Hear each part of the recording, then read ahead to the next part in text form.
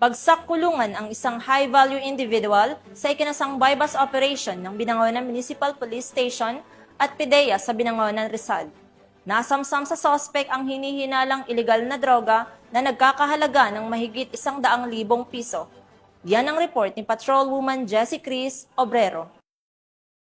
Isang high-value individual ang naaresto sa isinagawang bypass operation ng Binangonan Municipal Police Station sa Barangay Makamot, Binangonan, Rizal. Kinilala ang suspect na si alias Freddy, 42 anyos, walang trabaho at residente ng Barangay Libis, Binangonan, Rizal. Nakuha sa kanya ang 25.70 gramo ng hinihinalang shabu na may tinatayang halagang 174,760 pesos, bypass money at isang cellphone.